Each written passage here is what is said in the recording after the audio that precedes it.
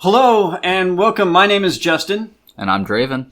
And you have tuned into the GreyVillain podcast. Today we're just trying to elevate you to make you a smarter and more ethical person, to help equip you with the knowledge of how to protect yourself from the threats of their kind. And if you don't pass our test, we're going to put you in the furnace. Draven, what's the lesson plan today? Lesson plan today is we're going to learn about I Am Mother. On the Netflix. Yeah, on Netflix. This is the first one we've done that isn't out in theaters right now, and it's a decent one. I enjoyed the parts of it that were good. Parts of it that are good. Well, that's good. I mean, it would be better than the alternative. I guess. I really enjoyed it, actually, and maybe that's maybe that makes me a little bit weird. But I actually really liked this movie. I thought it was the premise was simple. And it was about what happens after Skynet wins. In the best way to put it is, after Skynet wins, this is their plan afterwards. So, I Am Mother is about a robotic mother that is in a bunker. And she is raising a child that is known as daughter. And it's about their relationship. And then a lady, that's her name. Nobody has names in this movie, and I actually really like that. Mother, daughter, lady. Yeah, super simple. And lady shows up banging on the door one day, and that throws this happy little family completely out of whack. So we're going to not spoil this movie until we say spoilers, which isn't yet. So what are your initial impressions? What are the parts that you do like that you don't want to spoil, or what? Give me something here, Dre. My initial impressions of this movie is it is a very slow burn movie. I like to think of this movie as akin to the slow burn at the beginning of The Mist, if you've ever seen that. Where it's a very slow burn at the beginning, but it ramps up real quick. Yeah. And I went in with expectations of a drama action, and that was my mistake. But I liked the slow burn. I liked how they were trying to set up a narrative. I like how they paced it overall. Mm-hmm. But there were definitely some issues I had. A lot of the parts I liked was the climax near the end was really cool. The twist at the end was really cool. I really liked the change of heart at the end. Yeah. But without spoiling anything, that's as much as I can say. Yeah. I like the very simple story, the three characters. It was really about them. They didn't make it last too long. It was only an hour and a half. I mean, Draven thinks it was too long. It was an hour and 50 minutes, but go ahead. Okay, maybe it should have been an hour and a half. Should have been an hour and a half. And the CGI, the story, the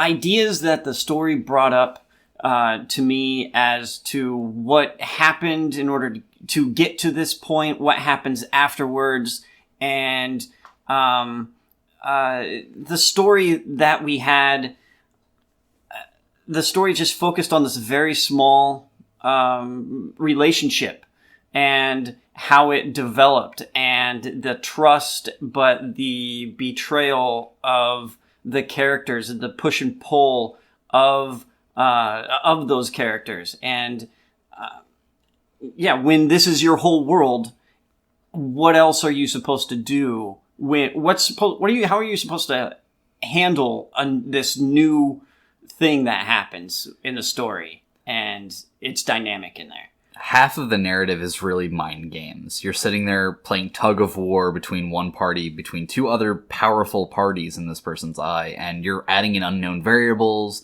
You're adding in, but she could be lying, or she's lying to you, and it's just a lot of back and forth and a lot of fuck, what do I do, fuck, what do I do, fuck, what do I do, because there's just confusion everywhere. And it works very well that it is a 3-person cast, and that's really all you needed for this, and it was amazing. Yeah. Cinematography was great. Yep.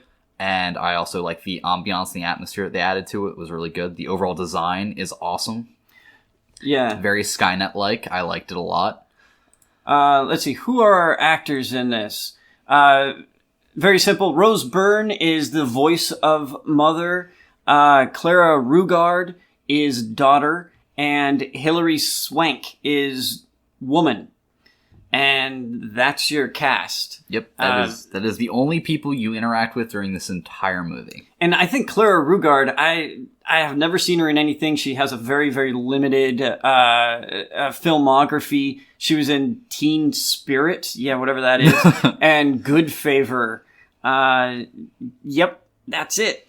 But she was fantastic, I think.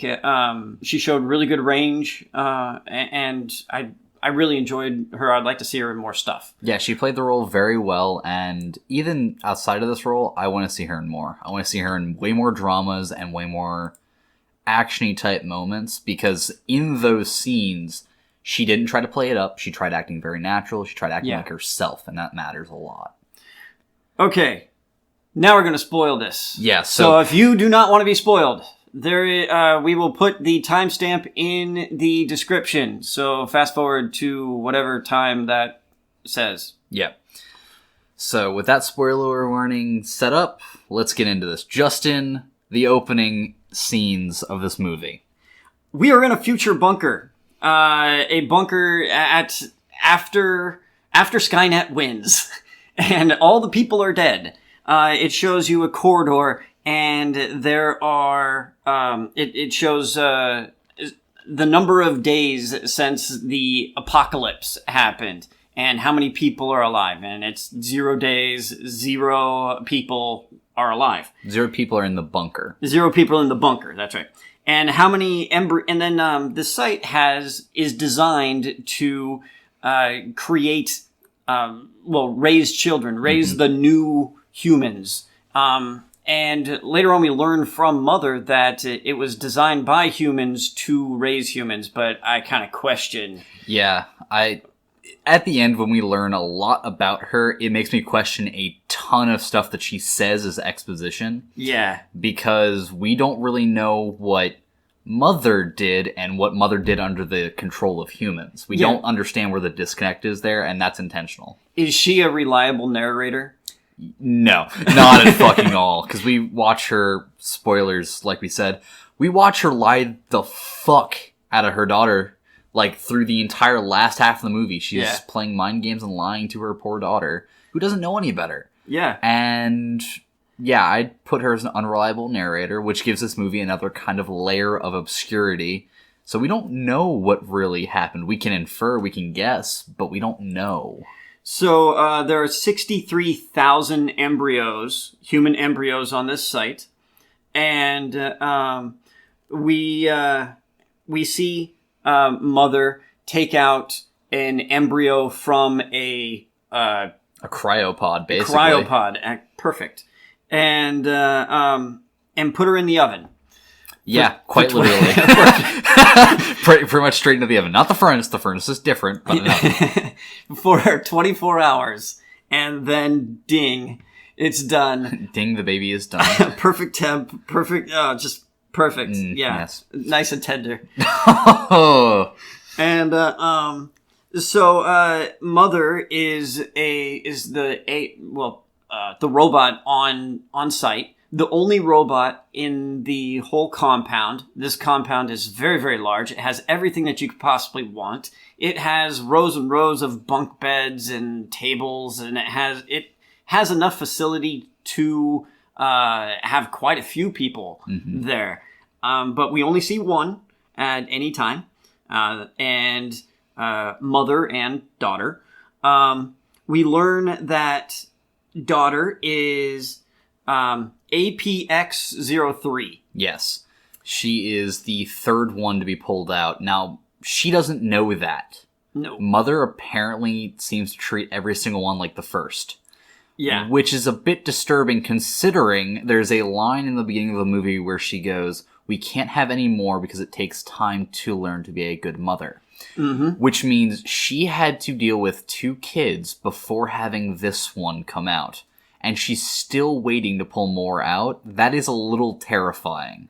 Yeah. Especially because it's been, how many days since this started? 13,867 days. And if you do the math, beep, boop, boop, boop, beep, beep, boop, 37.99 years. Yeah, and the daughter we see near the 30-minute mark is pretty much 16 to 18, we can guess. We don't get an age on any of these people. Nah.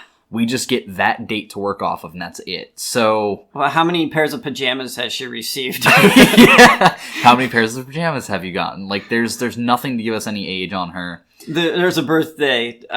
She has a birthday, and daughter has her favorite pair of pajamas burned, and so she gets, for her birthday, a new pair of pajamas. Which is touching. It's a truly touching moment, because they're fresh out of the vacuum-sealed, contamination-free package that was in a beige piece of wrapping paper in a beige box, because, Mother's a robot. She has no creativity. That said, she does origami impressively well. Dude, I had to actually look up origami. I admit this. I couldn't remember the damn word. Oh. I wrote folding paper. Well, to be fair, that's what origami means. So, you're not far off. The activities that daughter has is ballet dancing. Working out. And working out and origami. That's fucking... Oh, and watching The Tonight Show. Tonight Show with Johnny Carson. Which creates some really funny moments when they just bring Whoopi Goldberg on. Yeah. Who you wearing? Who you wearing?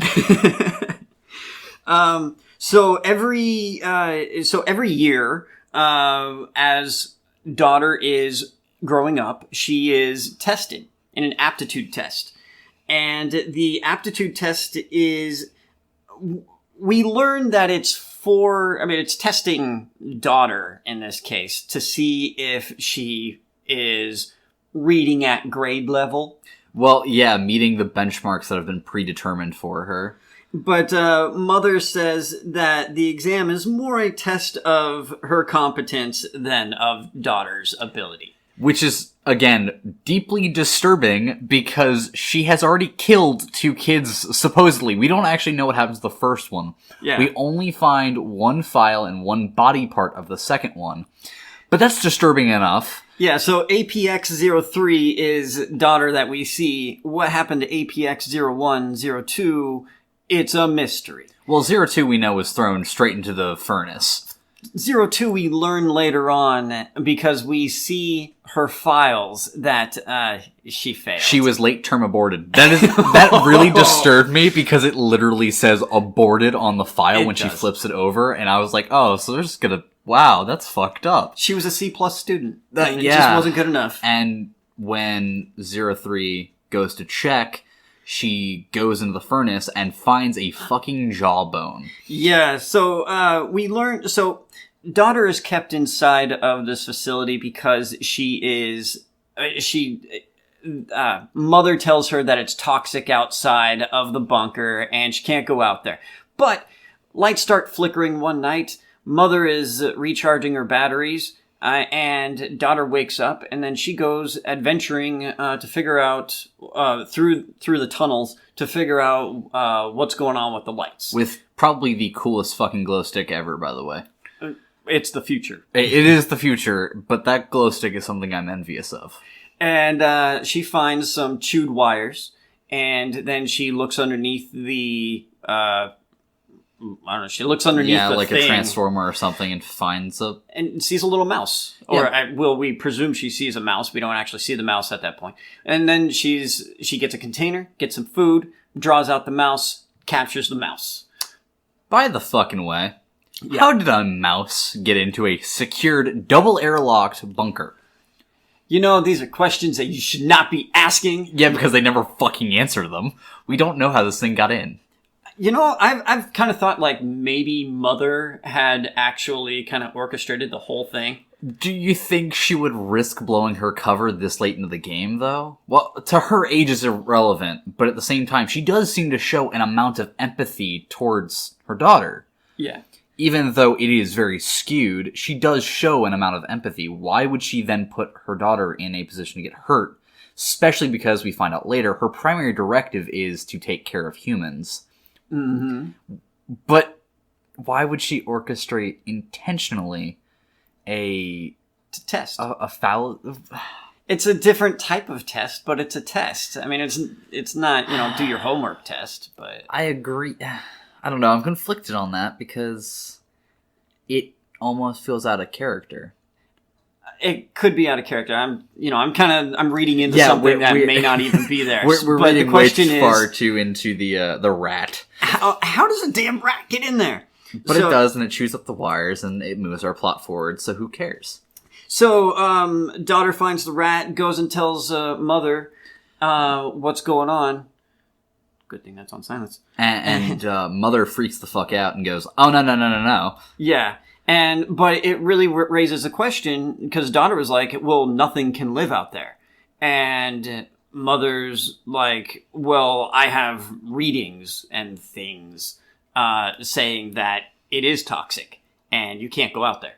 And it's like, wait, see, this is why I kind of think it's like, how does the thing get in there? But isn't this sort of mother testing the child and their logic, testing daughter and the logic and making it I could happen? see it from that perspective where she's trying to figure out if daughter can logic out that, wait, this doesn't make sense. Because remember the test thing with you got 5 patients and they all need organ transplants, but then, I'm trying to do this greater good type scenario. So there's some mind teasers going on in all of this that is not quite so straightforward, I don't think. Yeah, and then of course we have at the end where mother does finally pull her last move, which we're gonna wait to talk about because I really want to talk about this. Yeah. But that would make sense. So daughter is this rat sparks daughter's interest, but mother's like, no, can't do this. Rat into the furnace. Boom, dead rat. Yeah, very very dead rat, very ashy rat. Yeah. Ashy rat. And but daughter's like, I think we can go outside. And so they have suits that can allow them to go outside. And she waits until mother is asleep, goes to the big double airlock door, and hears some banging, and hears a voice. And she's like, what? Who the hell is this? Is it Amazon delivery? What's going on? Amazon? No, it would be a droid because Amazon same day. But well, Amazon's got drones, or they want drones. They wanted drones for a while, yeah. Well, maybe this is an Amazon delivery. No, hopefully it is. But no, unfortunately it's not because she does go to the airlock and opens her side after putting on a suit and then goes into the airlock to look out and sees somebody and hears them yelling for help because they had just been shot. And then she retreats back and closes her side, opens the other person's side after adding in a suit for that person, and lets her through, but does not bring her into the main building yet because, well, mother would find out. Well, mother wakes up after she opens up the outside door. Because all the alarms. The alarm goes off. Then mother has to sprint like 10 miles. Yeah, by the way, the animation on the sprinting looked really good. I was expecting the entire CG to fall apart right there, but no, it looked really spot on and good. The person they had mocapping for that entire sequence did a really good job. Luke Hawker. Yeah, he did a damn good mocapping for that entire movie. Yeah, he was fantastic. So here's a deep cut. They open the door to Vault 15. And she opens the door to Vault 15 and they get raided. And they all die. Yep. The movie, thank God it wasn't an hour and 15 minutes long. Oh, wait. But she opens the door and the lady has to stay in there. And mother is all like, hey, if you don't feel like sleeping, it's test time. And because I guess it's her birthday. And so you got to take the test, the aptitude test. And so daughter goes and pleads with mother, but says, no, I don't want to, or we'll take the test. And then we'll so go and take the test. But then Mother is like, well, I gotta clean up all the airlock and stuff, make sure it's decontaminate everything. Yeah, and so she is like, after you got 60 minutes to complete the test, and after you get done taking the test, you can read. Yep, and that is And like she the pieces most out. brutal, cold thing this robot does for a while is then you can read, and then walks out. just like the teachers in school. Yep. So then daughter's like, nah, I ain't doing this because I got a dying person. I got a in woman the to go airlock. save. So she goes back and opens the door and wakes her up because she had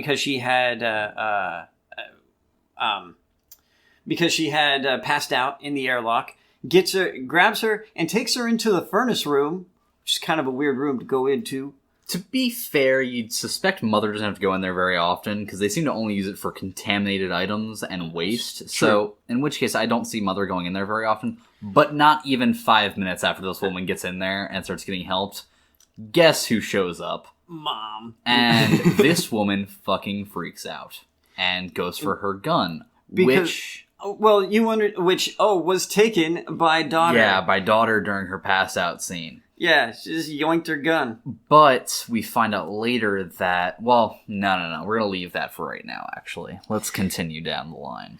But, so we kind of you kind of have to understand why lady or woman, starts freaking out about Mother.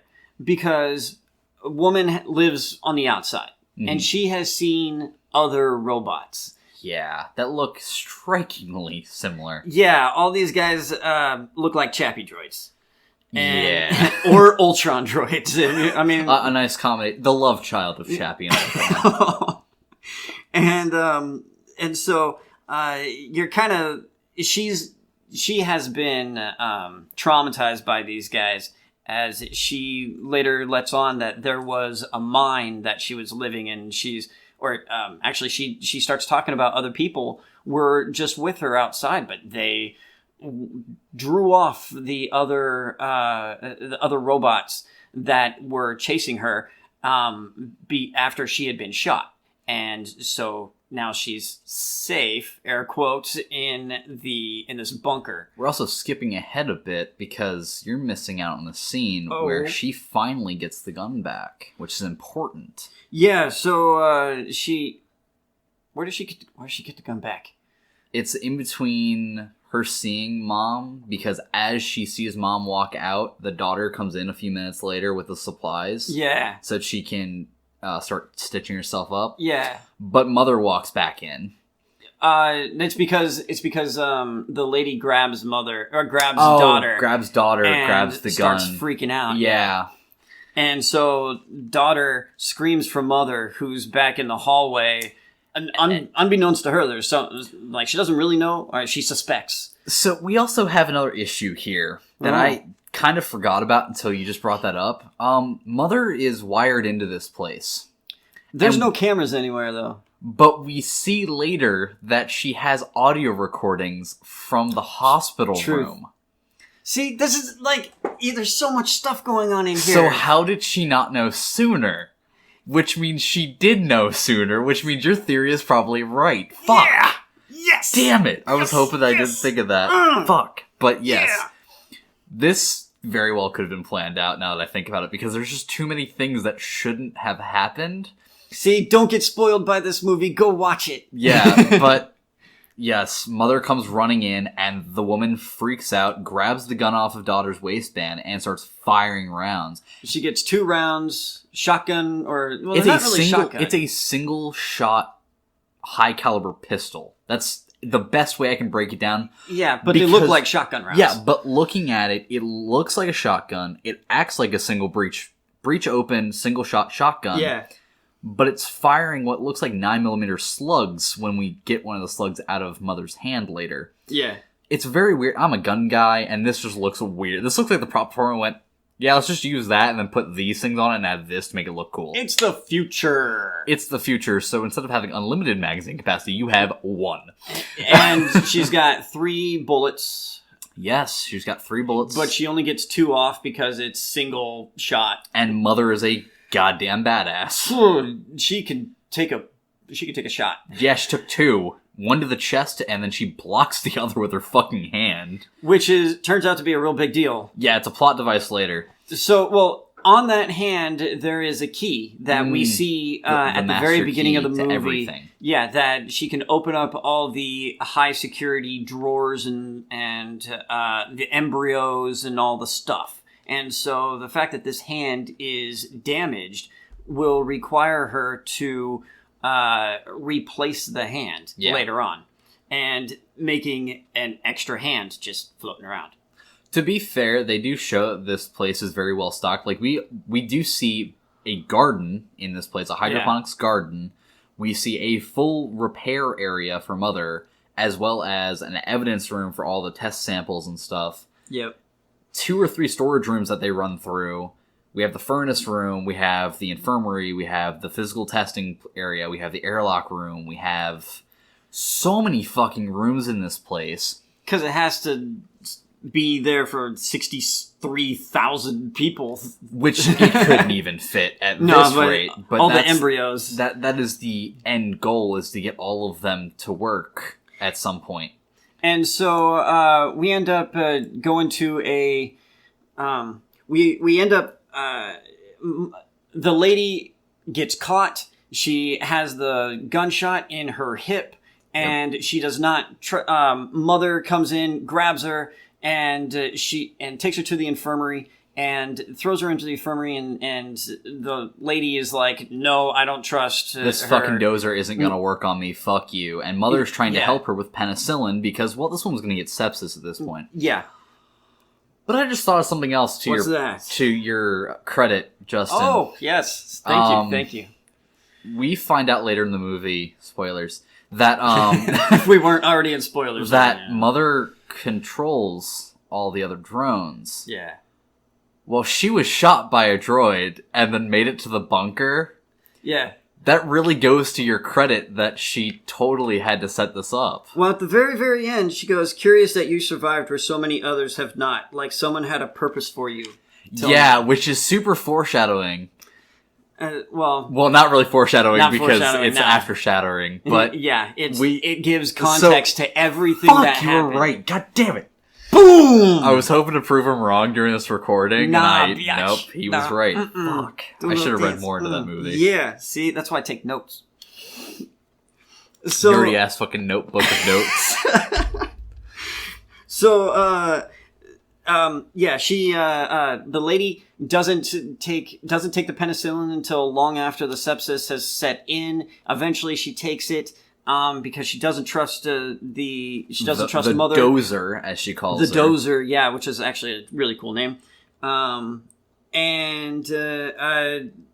Eventually she's like, well, you need to have surgery to get the bullet out, and she doesn't trust Mother, and so Daughter, who has gone through all kinds of training, we've already seen Daughter fix the electricity, fix Mother's hand the first time. Yeah, and now she's about to perform surgery, and so she has all this knowledge. She's been trained up to take care of the potential children going forward. Her brothers and sisters.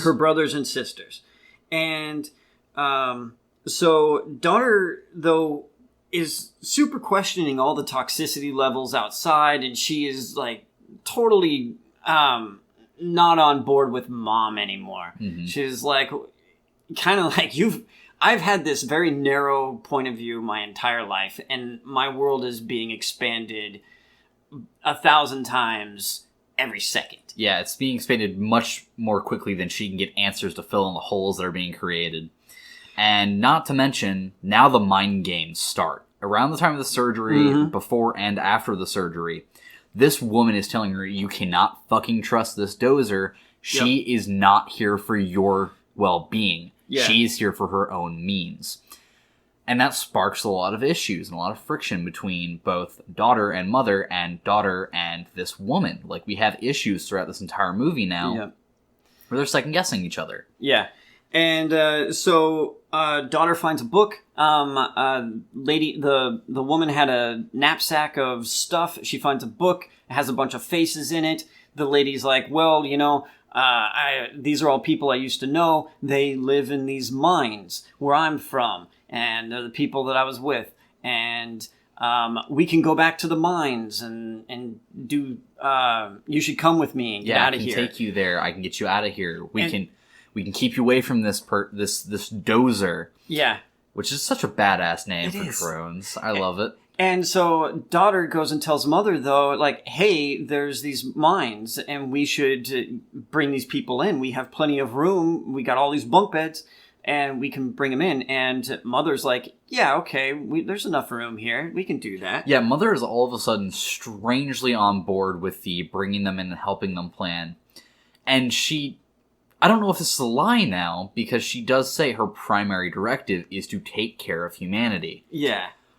But we just literally had an entire, like, a woman going, no, these fucking things are killing people. But here's the thing. We later on find out that the mines don't exist. No, they do exist, but they don't anymore. Yeah, they existed at some time. So did Mother already clear out the mines? And she's been playing along this whole time? Woman does say that they went mad with hunger in the mines and started hurting each other. So we don't know if they just self-imploded or if Mother went in there and cleaned house. Yeah. Which is kind of, And then, of course, Mother's so on board with this all of a sudden and trying to help this woman. It's very weird, especially once you go back and think about it, because I watched this early this morning. Yeah. And Justin watched this a few days ago, I think. And I've seen it twice now. And now that I'm thinking about it, a lot of stuff Justin has said makes a lot of fucking sense, and I don't like it. Yeah! But yeah, this movie is a huge mindfuck. So the lady passes out from the surgery. She's all like, yeah, you can't trust them, and you haven't seen what they've done to people. And she says that they've starved out babies and tortured people and everything. They flamed babies and starved out families was the quote. And Jesus Christ, the emotion on that woman's face. Hilary Swank is a fantastic actress. Yeah, that was fucking amazing. And I really, really like the actors in this. They did a fantastic job. I'm always skeptical of young people acting. The main character here, and I think she did such a wonderful job playing off of Hilary Swank. And Hilary Swank has shown fantastic range in the movies that she's been in. Academy Award winner, I believe. All right, for $1 Million Baby. Yeah. So yeah, and so anyway, we move on, and she's like, the lady passes out and during surgery. She wakes up and she's like, telling daughter about everything, and she's like, you don't know people. Daughter's like, I'd like to, and they discuss the mines. They discuss what happened, and then Mother had said, well, you must have been shot by something else because the bullets don't match. Yeah, the bullet matches your gun, not something that would have been used by somebody else. And so later on we find, or daughter gets super curious, and that's where she goes and grabs the extra hand that was left over. She pulls that out of the evidence drawer, and did the bullets match? No, they did not. And this is that oh fuck, oh shit, oh fuck realization in this girl's head that everything she knows right now could be a lie, and she doesn't know what to trust. And this protector that has been raising her for her entire life, she now doesn't know if she can trust that. And it finally gets to her, and she goes and makes a plan with Woman to get them both out of there. But at this point in the story, Mother had already let her start the next baby. Yeah. Which has a 24-hour timer, because, gotta get to that 350 in internal temperature. So she took the test. Daughter scored a 98% on her test. Fantastic. Yeah, which means she doesn't get thrown in the incinerator today. Yeah. No furnace for you this year.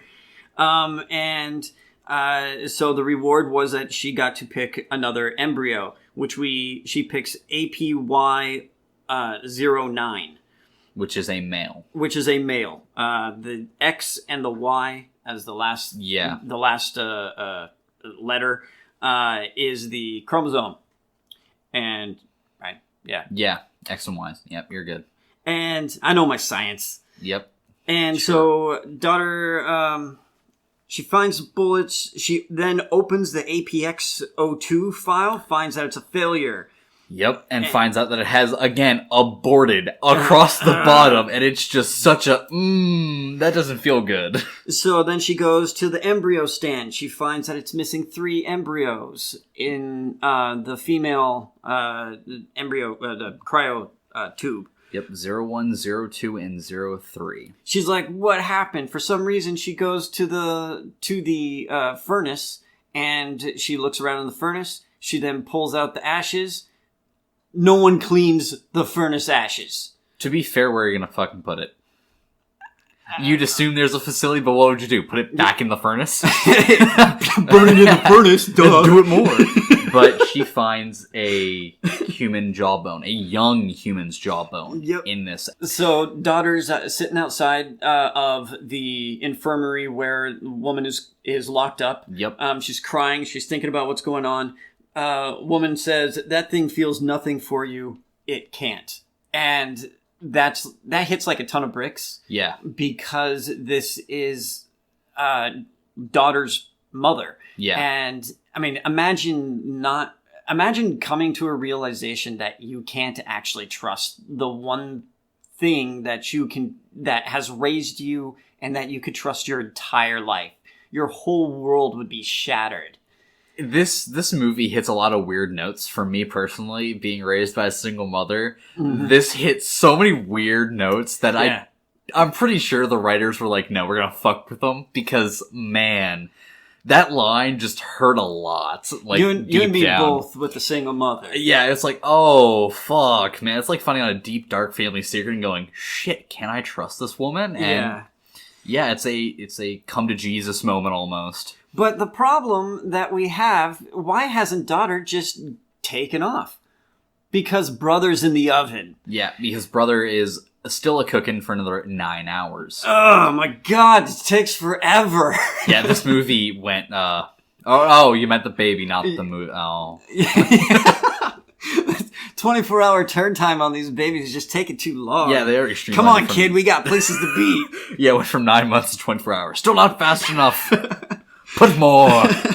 So, so woman starts urging haste. She's like, hey, we got to get out of here. We can come back with more people. Yeah, we can come back with more people. We're going to the mines. We're gonna come back and we're gonna mess up mother. And we're gonna live here. And we're gonna live here and we'll come back and get your brother. And she's like, okay, cool, fine, yeah, sure. We're still waiting until brother comes out. Fuck you. And then it didn't happen that way because daughter attempts to gather supplies and mother knows and she sees what's happening and she's like, oh, I'm gathering supplies for the baby. And mother's like, come on, I'm more clever than that. You sly little girl, you. I taught you how to lie. Quite literally. It's sort of like a Thanos thing. Like, I know you're lying because I didn't teach you how to lie. Yeah. I didn't teach you how to lie, so I know how you're lying. Yeah, that line.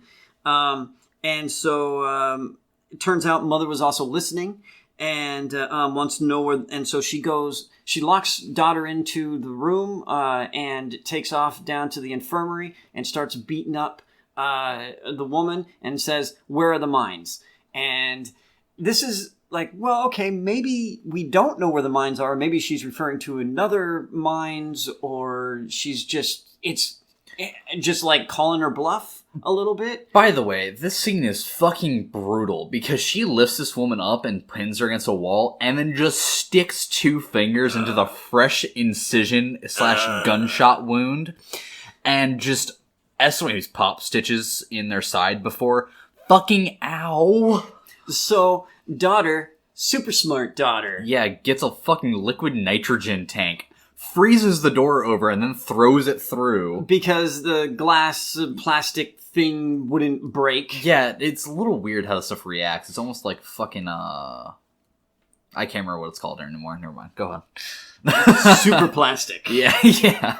And future plastic. And so then the woman and mother fight, and we set off the fire alarm. Yep, she sets off the fire alarm with what looks like a crack pipe blowtorch. Yeah. Yes. Creme brulee torch. That's what it's called. Yes, also a crack pipe blowtorch. It works. And for some reason, Mother just like starts freaking out. It's like as if she probably should know what caused it, that there's no actual fire, but she was like, nope, gotta go put out the fire. But it could also be part of the bluff that she's still doing. Yeah. That's kind of the giant issue, is we don't know where the true intentions lie anywhere in this movie. Yeah. Or where the disconnect is between our unreliable narrator and her true motives. It's so fucking weird. So then daughter hightails it over, gets the woman, and they team up. They get to the door, and they're about to get through the door. Mother won't let them through the door, except then the woman grabs a shank that she had made. That she had already cut Mother's throat tubing with before and stabbed her a few times, which made no fucking sense. It's a robot. Yeah, it doesn't need internal organs, so why stab it to death? But yeah, well, go on. And she takes the shank and puts it up to daughter's throat and says, "Let us go." And so then she was able to threaten her way through the doors. Mm-hmm. And then they take off to the mines, we thought. And then we end up walking through a cornfield, which that's a lot of corn. Yeah, it's a fuck ton of corn, and apparently it only showed up a few months ago. Yeah, and before that, the air was unbreathable, the water was undrinkable. No plants grew here. No plants, no animals, no nothing. So, weird. Yeah. And we eventually end up on a beach with a giant tanker vessel, or not tanker, container vessel, washed up, broken in half on the shore, and a bunch of containers washed up throughout the shore. We then go up to one of the containers, open up a container, and daughter's like, where's the mines? Where is everybody? And woman is like, yeah, no, you don't want to go there. Yeah, they all started, killing each other, eating each other's faces. It was great. And also, there's a dog, by the way, that has no relevance to the story, but there was a dog, and it was really cute. It showed up for that one scene and then disappeared. And it shows up one more time, and it looks super fucking adorable, and then disappears again. And so daughter's like really disappointed. And takes a couple swings at this woman, and this woman just kind of takes it because she understands, she knows she fucked up and lied to this poor girl. Yeah. Who just gave up her literal life. Everything in her world just got destroyed because this woman's like, but now we're together. But fuck you, bitch, I had a mother. I had, like, clothes and food and warmth, and now you want me to eat canned whatever? It was macaroni. It was literally Chef Boyardee's macaroni. Yeah. Which is fucking disgusting. Well, when you're hungry. Yeah, when you gotta eat, you gotta eat. Yeah, if you're not eating Chef Boyardee, you ain't hungry enough. Yeah, Alpo. Tasty. But yeah, so she takes off and goes and takes a seat on the beach on a log, and she has the single page that was ripped out of the book with a boy's face on it that's about her age, apparently. Yeah. And the dog runs up. She has a cute moment with the dog. It's about a minute and a half of her just kind of crying and petting the dog. And then it cuts to black, and it goes back to the lady who comes outside with a bowl of this mac and cheese. Yum, yum. And the girl's gone, and in her spot is a origami dog made out of the page. She's really good at that. She is really fucking good at that. But when you have, 16 to 18 years to learn, you get pretty fucking good. Nothing else to do. You would hope she would master something. Yeah, if she couldn't make that goddamn dog, she was going to get put in the furnace. Swear to God. Part of your aptitude test. Make me a fucking goose. So, daughter heads on back home. Yeah, ties her shirt around her waist so you know she means business, and runs her way home. She doesn't even stop running. She just dead sprints there. That was also part of the testing, is making sure that she had physical health. And so she ends up outside the bunker, and then she gets a laser sight pointed at her. And then 2 more, and then 5 more, then 8 more, then 10 more, then 20 more, then 30 more, and just rows upon rows. And then a raptor comes and eats her. No, sorry, that's Jurassic World. Park. Jurassic World, God. But yeah, so these laser sights are on her, and she's obviously scared shitless because now the fog clears to dramatically reveal these mother-looking robots that are all matte black, or not matte black, they're shiny black, with fucking Gatling guns. Yeah. And they're all aimed at her, and she puts her hands up and goes, I'm just here to talk to Mother. Yep. And they all go, no, okay. That's pretty much I'm fine. And part the seas. Yeah. And she walks in. Oh, is that all you wanted? Oh, fuck, you just want to talk to Ma? Sure. Lets her in, and she closes the airlocks, and then she pulls the hydraulic tubes out of the inner airlock so they can't just open the door again. Yeah, it's going to take some work to get through there. And then she grabs a fire axe and makes her way to Mother. Who is now... baby has been born. Has come out of his Easy Bake Oven. And is now in her arms being nice and warmed by the heating pads. Ding. Ding, time for your shitty little chocolate cake. And the heating pads, I think, are a wonderful idea. It gives us a scene. It's dim light. For some reason, the lights are flickering. I'm not really sure why. Well, when they escape, woman comes in and starts ripping cables out of the wall near the recharge area, which seems to only fuck with the lights. There doesn't seem there's any other issues, but the lights get fucked with. That's She's it. Like, I'm a robot. I can put these back together. Yeah, it's it's in vain, especially if we're going with the theory that Mother is behind all of this, which at this point I'm kind of sure she is. Yeah. But... yeah, so the lights are flickering, and it's a very tense and dramatic moment. The music is building, but it's dark. The colors, so these heating pads give a warm yellow glow. Yeah. And so in a stark contrast to the guys outside, Mother is trying to warm the baby. She's holding the baby in a mother's in the way a mother would with her arms, and And daughter comes up and she's like, can I hold the baby? And she's like, it takes two hands to hold the baby. Mind you, this is after she sneaks into the room to grab Mother's hand, because she needs Mother's hand to get through the other locked areas. Yeah. And Mother catches her. Yeah. And goes, well, you might as well show yourself now. And she does. And she's still holding that axe, because she doesn't know who to trust at this point. Yeah. Which, I mean, she looked a lot like, just like Ripley. That's exactly where I was going. I didn't want to say that exactly. Yeah, but it was Ripley. It was totally a Ripley moment, but it was done very well. It was a badass moment. And she's walking up, and she does ask, can I hold the baby? And Mother responds with, it takes two hands to hold the baby. So she sets the axe down. Yeah. And holds her baby brother for the first time. And it's a very dramatic, intense moment because the music suddenly fades and you're just hearing the dialogue. Mm-hmm. And it's Mother and her daughter going back and forth about why this is all going on.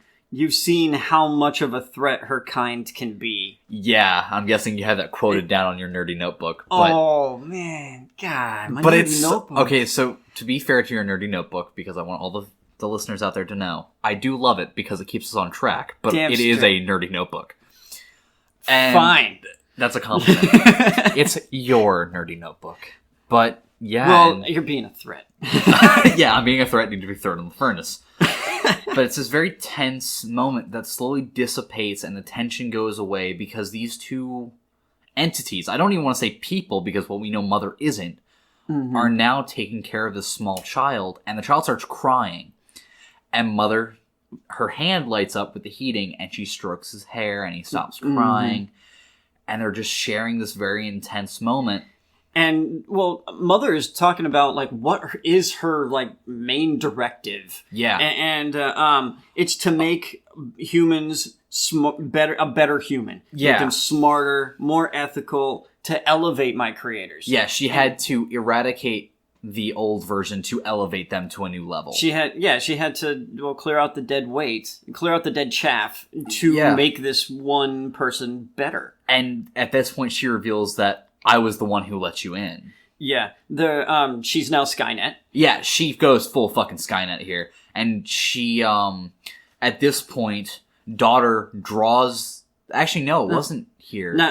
Pretty soon, but she goes, if you ever need me, if you ever need to find me. That's also later. So in this moment, it's just them talking. Yeah, it's just them discussing. Yeah, because what kind of machine is it? It's the ED-209 from RoboCop is trying to bust down the door. And they're coming in and she's like, call them off because at this point she's gotten the kid. She hits the door so it locks Mother in by pinning her leg. Yeah.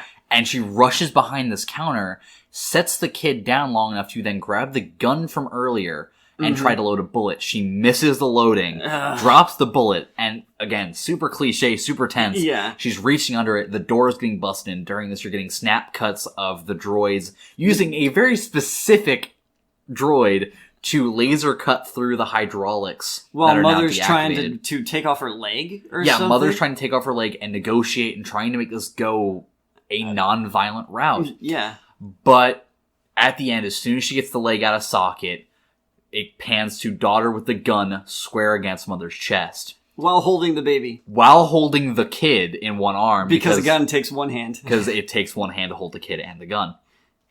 And in this part, Mother has probably the most heartbreaking line. And that's, after they have a bit of back and forth about calling off the attack, Mother raises the gun back to her CPU and goes, if you ever need me. And she goes, I won't. And shoots her dead in the chest. The baby starts crying.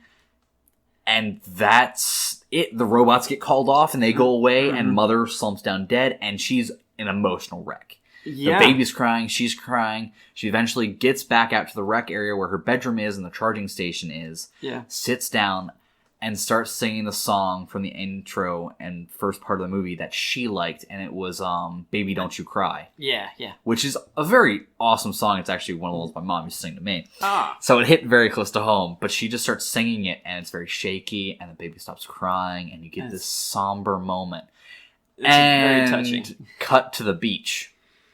Oh, it's a beautiful beach. It's a very beautiful beach, but there's a droid there. There's a dozer. So one of the things that we found in the in the lady's knapsack was a broken something or other. It was a broken electronic that Mother repairs, and they show us the scene early in the movie.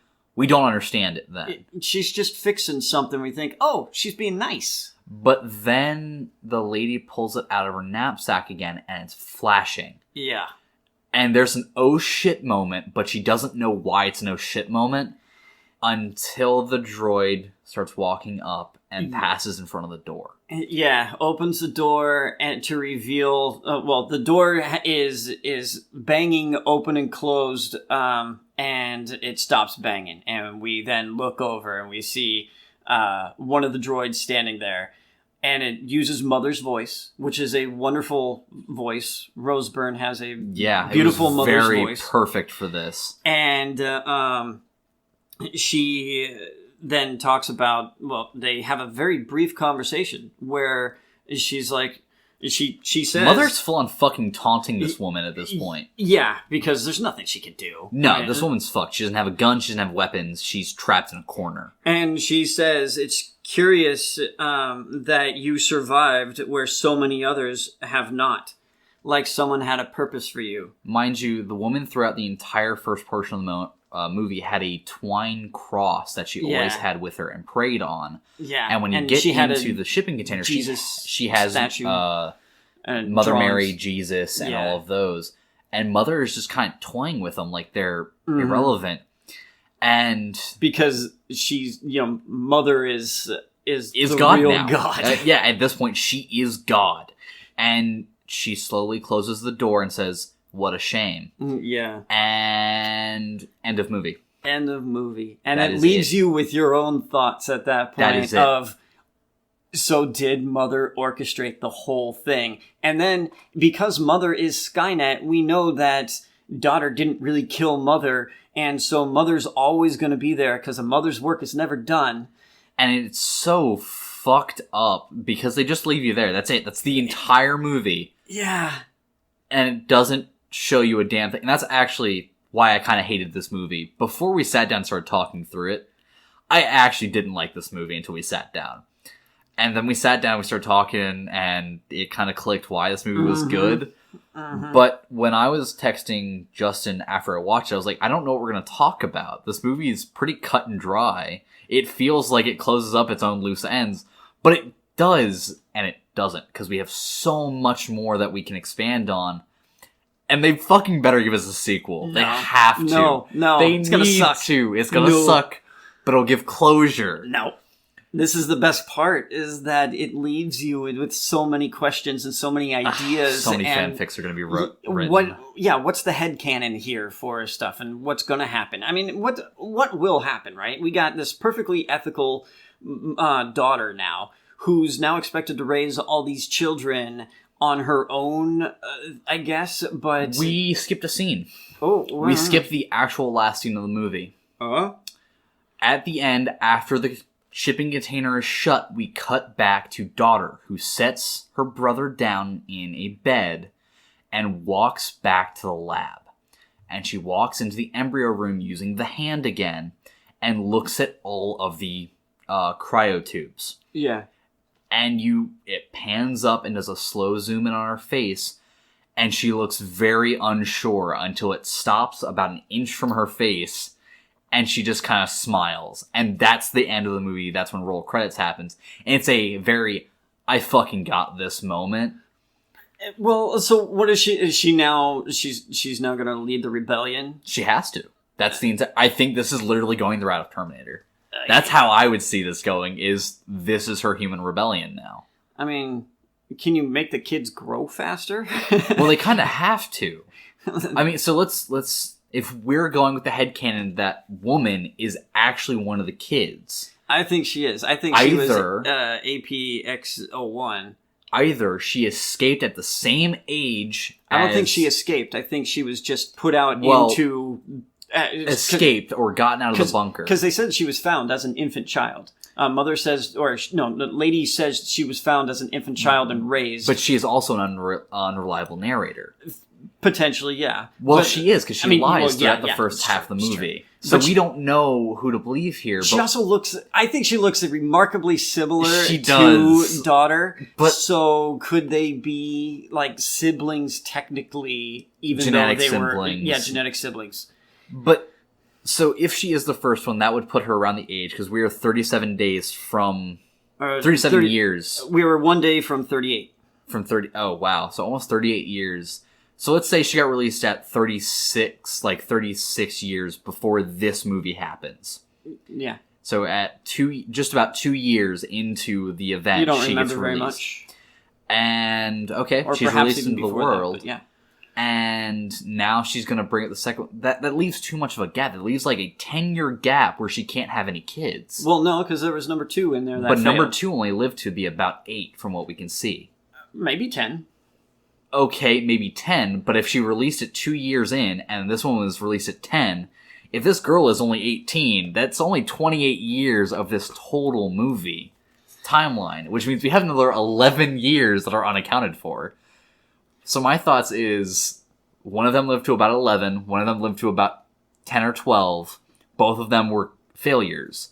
This is the farthest to get along. Yeah, she's probably the farthest to get along within this... within what we think is one of many bunkers. Yeah, like, that's the other thing, is that why would there not be more bunkers? Because you would want more rolls of the dice. Yeah, and this movie is so fucked when it comes to speculation, because there's nothing to work off of, because they burn their own loose ends that they don't want you thinking about, quite literally, and then the ones they want you to think about have no information to go off of. Yeah. So, I love this movie. It's a good movie, but fuck this movie. I'm pulling a Men in Black here. Fuck this movie. No, so what is... Okay, on a 1 to 10, what are you going to give this movie? And, what are you going to give this movie? Because I think we're going to... 1 out of 10, I'd give it for the actual movie, for what we see, a 5. For what it entails, a 9. So I'll say a 9 for the entire movie, because I can't take the afterthought as a separate thing. So 9. I was See, I've been kind of wrestling with this because I really liked the movie. I thought everything was great about it. I don't know what to complain about. If I'm going to complain about anything, it's like, okay, maybe the mouse or whatever. But I mean, the headcanon, I can figure it works. So, okay, if the story is that tight, the acting is really good, the CGI, the lighting, the cinematography, all of it. Something I want to add here, to the credit of to the company who handled the VFX for the 3D model. Yeah. They pulled something off that was widely considered impossible until Chappie. And even Chappie struggled with it. Because when they put a fully CG model over what is supposed to be a human frame, they have to shoot every scene twice. They have to shoot a clean plate and shoot that through the entire duration of the scene, then put the actors in that scene and shoot it with them, with the mocap. The issue is, if you have something cross between that mocap at any point, like stepping between its legs or moving, you can see where the clean plate and the actor don't line up. They shot this so well, there's not a single point in the movie where I didn't believe that was a robot. Yeah, it was a really well shot movie, and I loved it. Fuck, sorry, I cut you off, but God, they needed props for that. That was fucking incredible. They need. They're gonna win an award. They have to. I hope so. I really want them to win an award for this. But sorry, what is your number? What is your rating here, Justin? It's going to be the best rating I've given. That's not very high. Well, yeah, considering that was a 5 before. I'm struggling with giving it. I don't want to give it a 10 because I can't. I mean, there's not enough there to go off of to give it a 10, in my opinion. Yeah, and so I also kind of don't want to give it a 9 because it's just so high. So it's got you thinking how many days now? How many times you've watched the movie twice? Twice. And you saw it the first time when? The day I texted you, that was Saturday. Saturday. This movie was suggested. So I saw it on my Netflix, and it was then suggested by friend of the show, Arnold Arandia, and he was like, "You got to watch it." I'm like, "All right. I'll watch it on your recommendation." You've watched it twice, and you've been thinking about it since you first watched it. It's been marinating longer than that baby took. So, you're telling me it's not worth giving it a 9 at that point? If it's been this big in your life? It's a solid 8. I could push it to a 9, no problem. But then I feel like that's setting a really high bar for other things to also be that high, and I'm trying to be a little bit more fair. Because I don't have any real complaints about it, but I really enjoyed the show, and so our ratings are kind of like Whose Line Is This Anyways points because they don't fucking matter. Yes, they do. Dude, I gave Godzilla a 7. Yeah, and that was your fault. And then gave Men in Black like a 5. No, you gave it a 3. I did give it a 3. Thank God. Yeah, you need a nerd book so you could write this down. Yeah, and I listened to that episode 3 times to edit it. Fuck. And so I really enjoyed the show, and you can listen to my ratings. My ratings are legit. Yeah, sure. So yeah, like 3 months later, 8.5. 8.5, so a 9. 8.5. I'll round it up to a 9. It's really good. We've both rated it a 9. That is where we're gonna cut it there. 9. 9. Oh man. 9.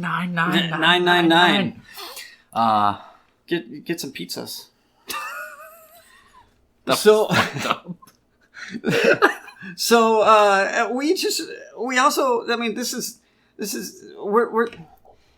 There's no twins in this world of I Am Mother. No one's having a twin. But you know what? We're going to have a twin.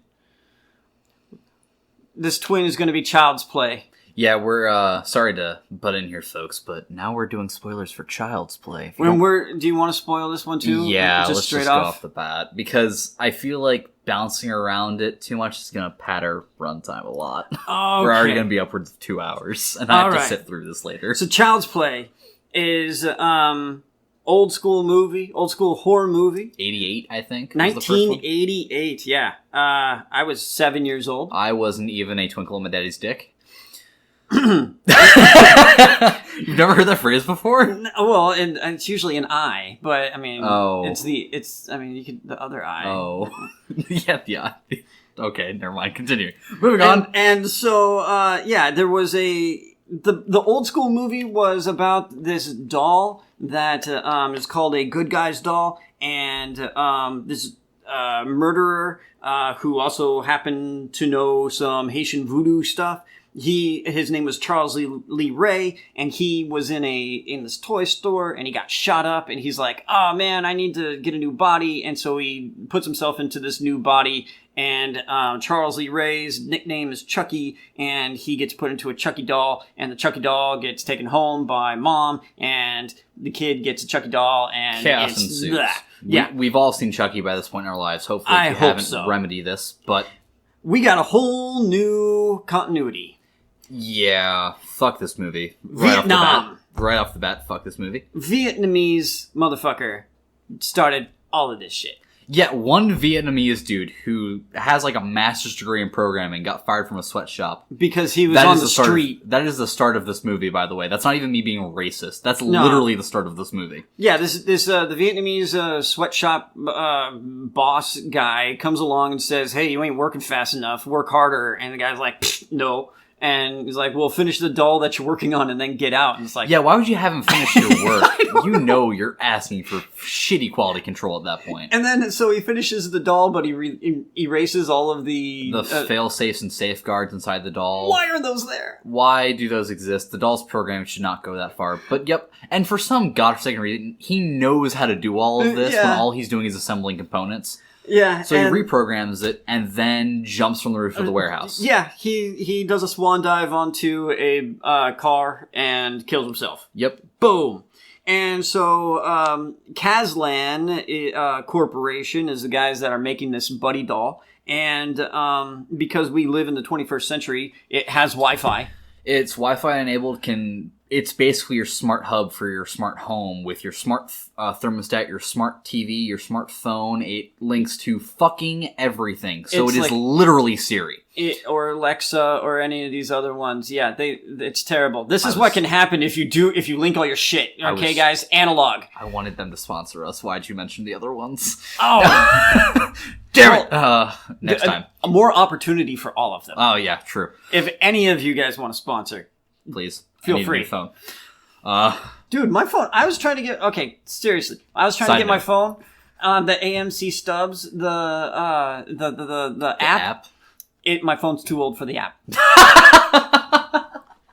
To be fair, I can't download the app. My Apple ID is corrupted. So yeah. So yeah. If y'all want to help us out, that's cool. Patreon. Yeah. There you go. Get that up. And so we got this Kazlan thing, and workers in Nam. He screws with the programming, safety protocols removed. Then we go to Zedmart, which is an awesome name. Yep. And where Aubrey Plaza, who plays the mother, is at, and she is a worker there. And I'd like to point something out about the aesthetic of this movie. The entire movie looks like it's set in the 1980s. Like, that's just the aesthetic you get. Like, the Zedmart looks like it's from the 80s or the 90s. And 90% of the cars don't look all that new. And, everything looks very old school until you get to, the smart equipment. Then it all looks very high-tech. Yeah, it's all brand new. It's all brand new high-tech, close to what we have today. So we got Aubrey Plaza, who is the mom. She is from Parks and Rec fame and some other stuff. She's funny. Yeah, she's fucking hilarious. Mark Hamill as the voice of Chucky. By the way, he does a fucking amazing job in this. Yeah, he's a great voice actor. Star Wars. Well, Star Wars, Joker, everybody from that cartoon series. Yeah. You got Gabriel Bateman, who plays the kid, Andy. You got Brian Tyree Henry, who plays Detective Mike. And you got Tim Matheson, who plays Henry Kazlan. He's the owner, the CEO of Kazlan Industries. You got David Lewis, who is the douchebag boyfriend. Fuck this dude. Yeah, he pushes the kid. And dude, during that scene of the movie, I actually had to like. I was pissed. I was putting my hands down because I wanted to have a physical reaction, but there's nothing I could do. I'm in the movie theater, but I was having like a visceral, deep physical reaction to that. Me too. I love my stepdad, but if anyone had done that to me at that age, and then we get some friends. We get a Pug, Doreen, Ben. Gabe is the maintenance guy, and Fallon is also a friend, and Jane is someone, I don't know. And there's some other customers and people. Yeah, there's some random people. This movie has a very large cast of nobodies. Yeah. Well, not nobodies in not the actors, entirely nobodies, but like nobodies is in the characters kind of come and go and disappear at random times. You like, gotta have a body count. Yeah, that's very much what this is, padding the body count. And so we have another story about a single mother raising a single child, raising his only child. And this dude comes in. Back to the Zen Mart. This dude comes in and he's black guy, doesn't he? And he wants the blonde doll. Yeah, he doesn't want the ginger, the ginger buddy doll. I was like, oh damn, dude, you just pulled that right off the bat. Holy shit! He's like, I don't want this ginger ass doll. I want the blonde one. And that's the Buddy 2, and the Buddy 2 isn't coming out for a couple more weeks. Yeah, and Audrey Plaza's like, go fuck yourself, dude. And the snark and the sass just relates to me as a retail worker. Go fuck yourself, dude. She pulls it off perfectly. Yeah, you know you can't have this. Fuck off, go somewhere else. Be gone, thought. She honed that ability from Parks and Rec. Yes. And she used it well. So this other mom comes in and gives up another doll. Yeah, which apparently was defective. Which was defective because it had the red eyes and things. That was the one that the Vietnamese guy fucked with. Yeah, because we see the red eyes in the beginning of the movie. And so Aubrey Plaza's like, okay, my son's making fun of these things at home. He's got a thing on his phone of the Chucky doll. Like the Buddy doll. Because they're not Chucky's yet. No, they're not. Well, they're not. Yeah, it just calls itself Chucky kind of randomly. Well, no, he names it Chucky. No, he named it... he tried naming it Han Solo, and it calls itself Chucky. And it just like, stuck. Oh, I'm just Chucky. But okay. I have to say, to this mom's credit, she really was trying. Yeah. And I feel bad for her, because again, as me and Justin have alluded to, we both had single parents growing up. Yeah. So, man, I feel for this woman, because I remember being a snarky little asshole of a kid. Yeah. And this poor woman. And so she takes this busted, defective doll home, and they start working with it, and because it can connect to everything, and I imagine they're kind of expensive, but they don't say how expensive it is. And I mean, the Chucky dolls originally were like $100 on $100 in 1988. So this is probably like $200 toy at least. God, I'd hope it's more, but at the same time, I hope it's not. Yeah, at the same time, you're like, fuck, my wallet hurts. Because this is an ugly ass doll. Yeah, it's fucking disturbing. Like even the base models look disturbing. Yeah. And so it syncs its knowledge base to the cloud and can start messing with everything, phones and radio and TV and lights and temperature and too much shit. It's Skynet in a doll. It's Skynet in a doll, and for the record, we have a technophobe on this podcast. Yes. And, yep, it relates deeply to him here. Full on technophobe. His phone is too old to run an AMC Stubs app, and that's how old his phone is. I only got my phone because I wanted it to sync to my car radio. Otherwise, I'd still have the old phone. You're not the worst person I know. My buddy actually still owns a flip phone. Hey, right on. And he gets free service on it because they're like, nobody else is having these. Free service. Fuck, sweet. Hell yeah. All you need a phone to do is text and call. You don't need it to do all the other shit. He texts surprisingly fast on that thing, too. Yeah. I don't remember being that fast as a kid. But moving on. So, it syncs its knowledge to the cloud. It's, let's see, what is the song that it sings? Oh my gosh. You are my buddy until the end, more than a buddy. You're my best friend. It's fucking the melody of You Are My Sunshine. Oh, it's bad. But with new words, and it's fucking creepy. Are we having fun now? Are we having fun now? Sure. Yay! Fucking movie. And so it starts learning everything because this is what would happen to a baby if you gave it to a bunch of kids that like horror movies and stuff, and it has no knowledge of anything. So they just start teaching it all sorts of crap. Yeah, so it just keeps stuff. learning and learning and learning and It sees learning. a horror movie that looked like It was supposed to be a Texas Chainsaw Massacre, Yeah. House of a Thousand Corpses mashup. and so it learns that it's like, oh man, I want to like rip off this guy's face. And yeah, it walks away mid-movie, grabs a knife, and comes back and scares the ever-living fuck out of these kids. yeah. So our main kid Andy is hanging out with his friends watching this movie, and We're also skipping over a we're- large chunk of this movie, but it doesn't matter. It's doesn't set up, matter. it's exposition, it's shit we didn't need in the movie. you should just go see the movie. You really should. It's a fun slasher. It's fun, but it's not.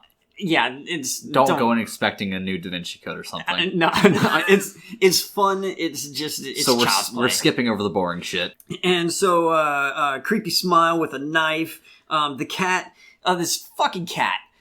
I'm a dog person, so fuck you, cat. I'm a cat person, so fuck you, Justin. But, yeah, this cat's an asshole. Have I ever wanted my doll to fucking murder my cat for me?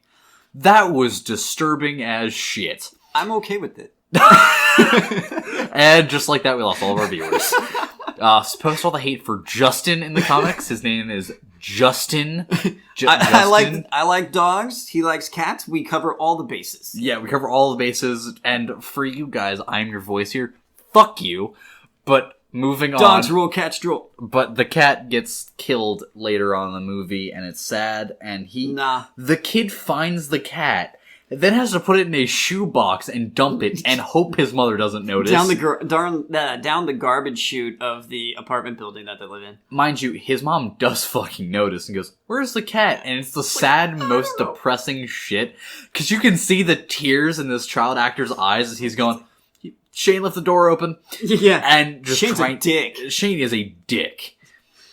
And at this point, we've seen Shane be a dick quite a bit. Yeah. But there is a scene that we talked about earlier where Shane gets fed up with Chucky because Chucky keeps fucking with him. He thinks the kid is sending him after. Oh fuck! We have to talk about this scene. I love that scene. So- He's getting a beer from the fridge. Is that the one? Yeah. Yeah, that one in the piss scene. Oh yeah. He's getting a beer from the fridge, and then he opens the fridge door, he gets down a little bit, he pulls a beer out, he closes the door, and then there's Chucky standing there. Mind you, that's after a fake out where he sits down, goes to grab something, then sits back, shuts the door slightly, looks behind it, sees there's nothing there, opens it again, grabs a beer, shuts it, Chucky's there, everybody freaks out, everybody jumps in the theater, and he goes, "Fucking doll," and kicks it, and then walks away.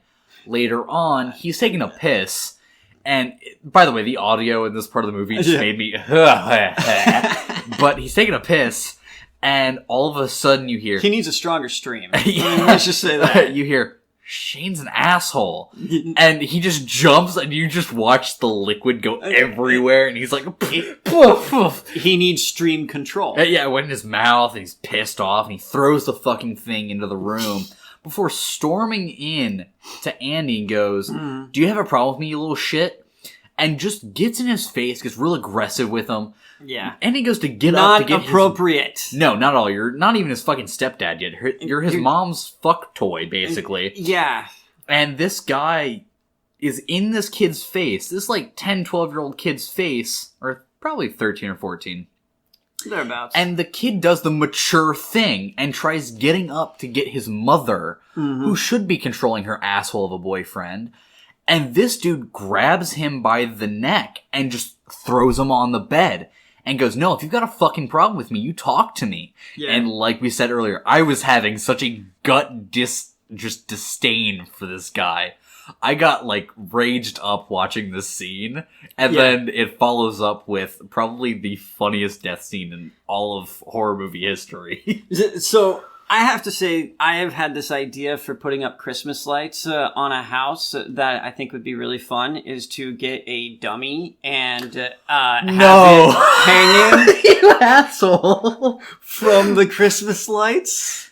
as he was like trying to put up the Christmas lights and then have like a ladder that was tilted to the side and then have them hanging. You should do that for Halloween. No, well, I'm gonna do it for Christmas too. I mean, just leave it up all the time. Put it on for Halloween, leave it up for Christmas. And so I was hoping that this sort of thing would happen, and it sort of did. It kind of did it. So he's taking down his Christmas lights, and he's pissed off because he's like, "Oh, by the way, Shane has a wife and kids." Yeah, has a wife and 2 young daughters. Oh, I fuck can only this guy fucking so imagine much. what he does to those kids. Fuck this guy in the ear so hard. Oh, he does. he gets his comeuppance soon. And so he's having to take down the Christmas lights because he's a dick. And he's like, "You should be able to keep it up all year long." Lazy asshole dad. Yeah. And he's doing it in the middle of the night for some reason. While the lights are still on, but I think that's just for color. He even comments on that halfway up the ladder. He's like, "I probably should turn these off first. Fuck it." And keeps taking them down. And he wraps himself in them. By the way, that had to be ad-lib. That had to be the actor going, "You know what? Fuck you guys." That had to be the actor, because there's no way they wrote that into the script. But yeah, he's taking them down, he's wrapping them around himself so he doesn't have to, like, drop them onto the ground and possibly break them, because these are glass bulbs, which again... Yeah, why, though? Why would you have glass bulbs? It kind of feels like they're trying to solidify this is supposed to be, like, the 90s, 1980s. Because, again, the rest of the setting, except for the... What's this company name again? I can't... whatever it's Carlson. called. Yeah. Caslin. The Caslin industry stuff is all very new, but everything else, down to the fucking alarm clock on this kid's end table, is an old-style alarm clock. Yeah. Even the stuff around his room is very retro for this day and age. But then you have, like, the cop early in the movie goes, "Fucking millennials," and stuff like that that's very new. Which, by the way, I'm technically a millennial. You're a millennial. I'm not. And yeah. There's, like, these kids, and... But yeah, he's taking these off, he's driving around and stuff, and they're glass bulbs, again, solidifying this kind of retro style.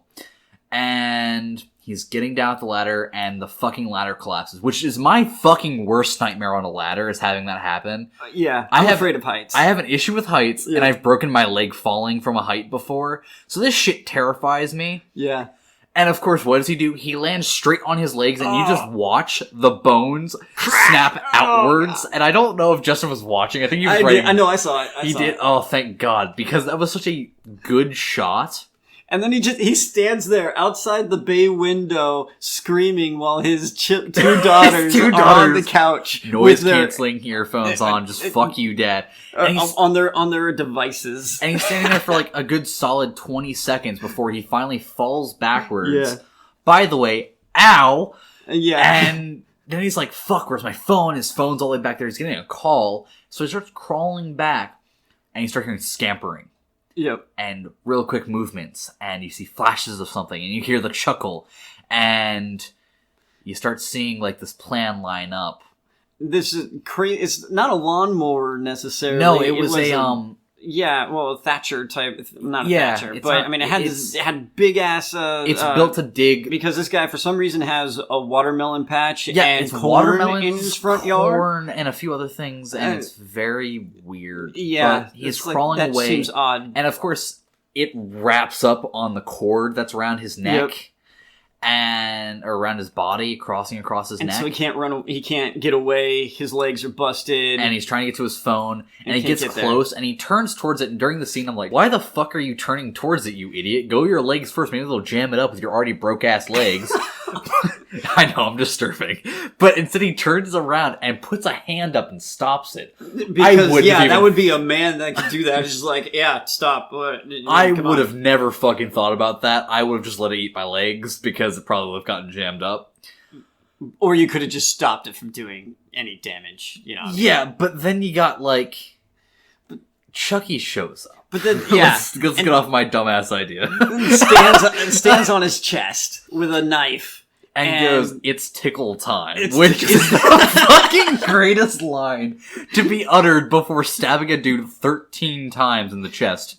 That's not hyperbole. They actually say he did that 13 times. And so while getting stabbed in the chest, he can't stop the lawnmower from coming forward, and so it eats his face. It scalps him. The top of his head toupee goes flying. It's not a toupee. It's not a toupee. It looks like a toupee. His scalp goes and lands. It's flung and lands on the gnome, on the garden gnome. It's beautiful. Oh, such a good scene, and it's so gory. Oh, it's great. And it's very reminiscent of 80s slashers, which I really liked, because I like my old school slasher flicks. Yeah. And cut to Andy that morning. Is that what it cuts to, or is it cut to the investigation first? I think it cuts to... Yeah, it cuts to the investigation first, because he goes, oh man, I just bought these fucking shoes, and it's Detective Mike. Yeah, Detective Mike shows up, and then he's like, white guy dead in a watermelon patch. Poetic. Poetic. By the way, they had to get the black guy to say that. Yeah. They absolutely had to get him to say that. Yeah, that's great. And he's like, poetic. And then... So then morning happens, and Andy, rise and shine, big guy. He gets up, stretches, looks over. And he walks straight out the room. Oh, yeah. But it pans as he's walking out, and we see something on his fucking dresser, and it doesn't look right, and you can't really tell what it is yet. But you watch Andy's shadow do a 180, and he walks back, and he goes, what the fuck? And it's the dude's face literally nailed to a watermelon. It's great. And it's fucking great. He leather-faced that dude and nailed it to a watermelon and brought it home. So now you have this face, and Chucky goes and says something along the lines of, he hurt you, I don't like people who hurt my friends. Yeah. And then plays the audio clip of Andy saying he wanted him gone. And Andy's having a fucking mental breakdown because he's a kid. He didn't want the dude to fucking die. He just hated him. You know, Mother is still trying to figure it out. This is the early part of Mother. Yeah, and... fuck. Mother hasn't quite figured out how to be friends with everybody yet. And then you get the disturbing just close-up of this thing. Yeah. And he calls his friends over, his new friends, that he barely fucking knows, because they met like 3 days ago. Yeah. And they're like, well, how do we get rid of it? The pug starts puking. And like any sane person, by the way, because he's a normal kid, yeah. And Fallon, she's a go-getter. I like Fallon. Yeah, Fallon's a fucking badass. She's a strong, independent woman this movie needed. She happens to be like 12 or 13 or whatever, but she's fucking 11. She is now. She is 11 now. And so they're like, well, how do we get rid of this thing? And so they wrap it in some the wrapping paper that wrapped up the Buddy doll. That is now Chucky. Because they can't just, take it to the garbage without anyone seeing it. Or, putting it in a trash bag. Or throwing it out the window. I don't agree with that one, but putting it in a trash bag with other trash that's already in the trash bag. And I would throw it out the window while no one else is looking. No one knows how it got there. I didn't put it there. Now, what are you talking about? I didn't throw it out the window. I put my trash in the trash can. That's just trash. You just throw it out. I like how you're trying to logic your way out of this dumb idea. But yes, he wraps it up in gift wrap and then goes to take it out with his 3 friends. By the way, they do this wearing gloves, which are actually just oven mitts. Oven mitts, yeah. And they're bloody, and they're like, ugh. So they wrap it up in this gift wrap and go to take it out, and his fucking exact time mom walks in. Oh, thanks, Mom. Thanks, Mom. Cock blocked again. Or actually, that's what he was doing to her earlier. But truth. Yeah, but that dude, he was buttoning up his shirt and putting his pants back on. What a douche. Yeah, this dude is such a He needed to die. I am so happy this guy died. Yeah, I'm really happy this dude died. Good kill. But, yeah, he walks in and or she walks in. She walks in and then goes, he has to come up with a story. Yeah, he has to come up with a cover story. And of course, his friends had just coached him to say, if anybody asks you any questions, you have serious diarrhea and can't talk. Mm-hmm. So what is the first thing he blurts out? I have serious diarrhea. And his mom's like, okay. Makes sense. Yeah. Solid. Not really. Yeah. And then they just come up with a cover story for what it is, about how it's a gift he's giving to Detective Mike's mom, Doreen, who's down the hall, who's been helping him with his math homework or something. Oh, what a nice old lady. And who's an alcoholic.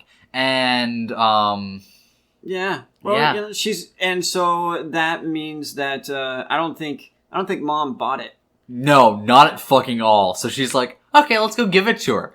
And the kids' faces go, fuck. Right now? She's like, yeah, right now.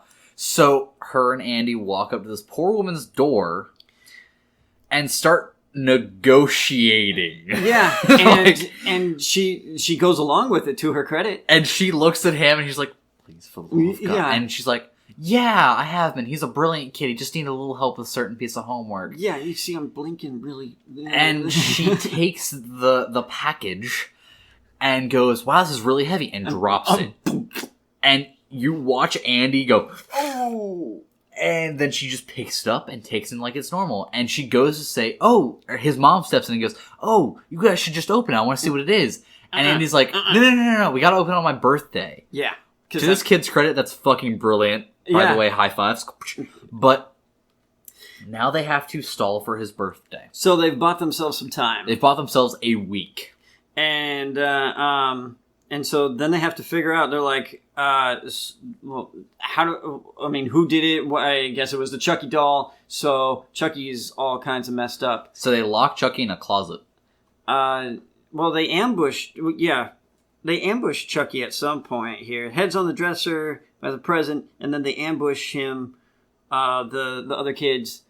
I think I'm missing something in there. Because they ambush Chucky. For some reason, it takes 3 kids to hold down Chucky. And rip out his CPU. And then because they do this, then toss him in the trash. And then they toss him in the trash, yeah. Wait, when do they put him in the closet? Because there's that scene at the end. Not at the end, it's about mid. I think that's when I think Andy throws him in the closet, and then he comes back and is like, I don't like being in the closet. Yeah, because he's got to lead him into the murder room. Yeah. He's like, okay, come on. come play. Yeah, it's literally just a murder room. They murder the doll by ripping out its core components. Yeah, and then they shove it down the trash chute, only to be found by the creepy maintenance dude. Who's obviously stalking people. Like, from the beginning of the movie, he's staring at women weird. And then you find out that he's also got cameras in everybody's home. Caslan cameras. Caslan cameras, yeah. So it can all be controlled. So he wants a Chucky doll or a Buddy doll so that he can control everything. No, he actually has it for eBay reselling. It's actually a legit line. He says. Yeah, well, he says the eBay, but yeah, he says I'm going to get a lot for this on the resale market when he first fixes it up, and then goes, I'm going to get a ton for this on eBay. Yeah. So he starts refurbishing this thing. Mind you, every single electronic component in his basement area is fucking Caslan. And it's very creepy that this dude's like a loyalist to Caslan, didn't have a Buddy doll of his own already, and is spying on women's bathrooms. Yeah. I mean, he's even got the little, Roomba. Roomba, yeah. The Caslan Roomba. Non-name brand Roomba. I don't need one of those. We don't need your sponsor. I don't need a Roomba. Fuck off. Fuck you, Roomba. Give us a better sponsor deal. Give me a Dyson. Then we'll talk. Yeah, there you go. But, yeah, so he starts refurbishing him, and he finally does. And this is a very weird set of sequences, because we get that happening. We get a few other things happening during this that I don't recall. So the kid needs to go get this head, because he bought himself a week, and earlier on, he's a hallway hobo, as referred to by Detective Mike. You waited for me to take a drink, you dick. And he's out in the hallway, and Detective Mike is meeting up with his mother, Doreen, there at the end of the hall. And so they get to talk. Mike and Andy get to talking, and Mike's like, "Hey, man, I need you to help me with my mom at dinner." And he's like, "Well, maybe another time." And so now he's like, "Well, I need to worm my way into Doreen's house. So, you know what? Dinner sounds great." Yeah, dinner sounds amazing. Let me come help you out with this, bro. And of course, Detective Mike fakes him out by closing the door and going, nah, not this time. And then opens it and goes, I'm just fucking with you, come in. And so that's how the kid gets in there and tries to retrieve the head. And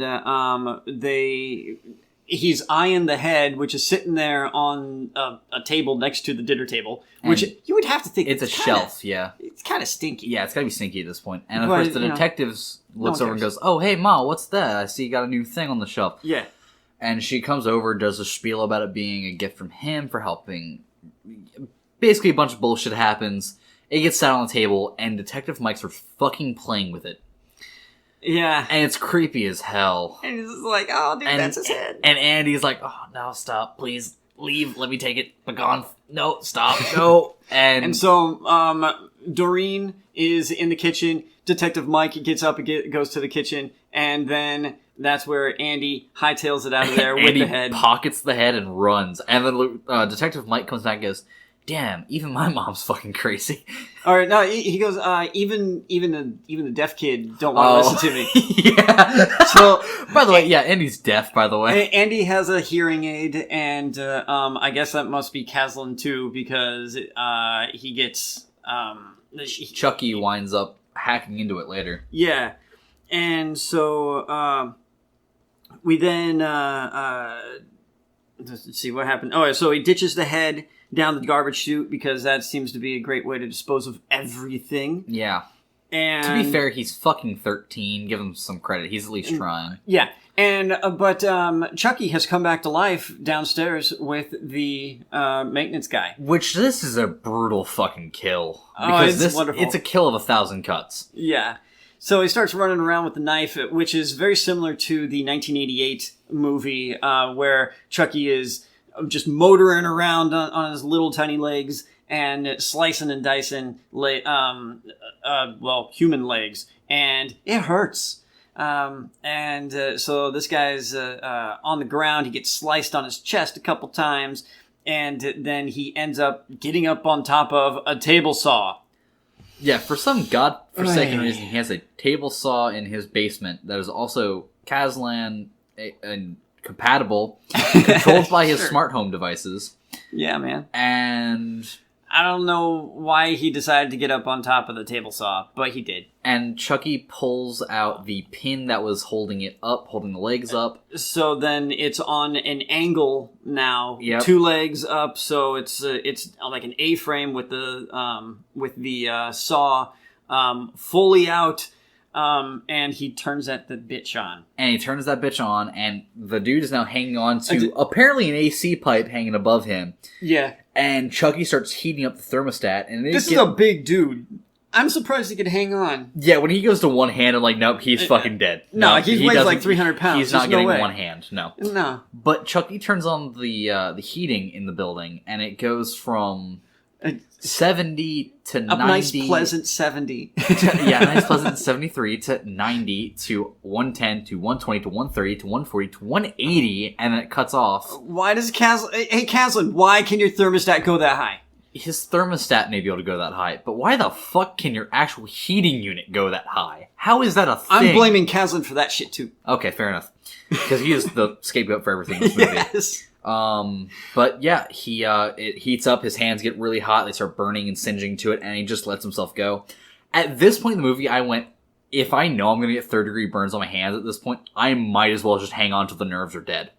Just start hand over handing on. Bar your way. Yeah, like you don't have to drop straight down, dude. You can swing a little bit. He is 300 pounds. So maybe sure. Yeah, he's got little tiny arms and big heavy chest. So, but we're giving him way too much credit just for the fact that he can hang on at all. Yeah, we're giving him a lot of credit here because he is not in shape. No, and he drops and he just gets a leg lopped off. Whoops. Yeah, whoops. By the way, he gets stabbed in the dick during this fight scene. Oh, yeah, he does. Fight scene.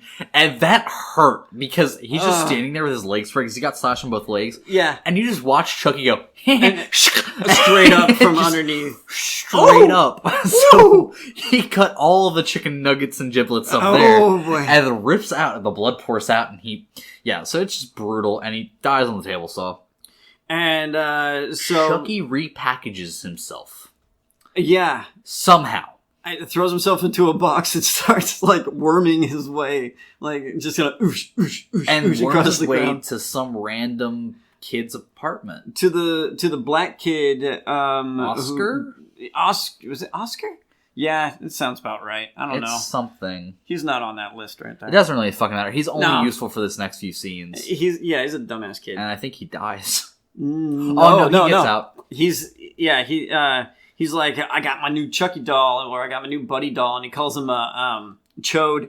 Yep, he's Chode, and he makes Chode call him Master. Yeah. Which is how the turntable's turntabled, but irony. But yeah, it gets really racy and kind of cringy because, again, these kids are young teens. Yeah. But it's like, oh, come on, dude, have some self-respect. But nope. Not this kid. And so anyway, Doreen had just found technology for the first time. Yeah, she has the Kazlan app, which allows her to call a car to self-driving car. It's what Uber wants to be. It's what Uber wants to be, so they don't have to pay their workers a fair wage. Yeah. Well, it's the only way that Uber will ever make money is by not paying people. Yeah. And so Kazlan car comes over, but the problem with Kazlan car, it can also be controlled by Chucky.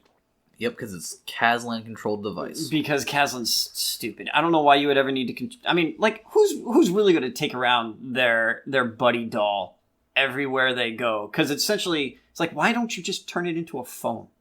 Why? Because they already have the phone app.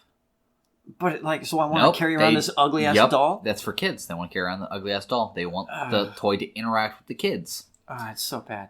And yeah, there was a bunch of adults there that wanted the Type 2 for their kids. Oh well, you would assume maybe it's kind of weirdos, maybe. Yeah, there is that dude in the basement, but yeah. I assume it's for their kids because that's the first movie was the same way. There were parents lined up for fucking miles because they wanted these dolls for their kids. Jingle All the Way. That's a movie that wants the doll.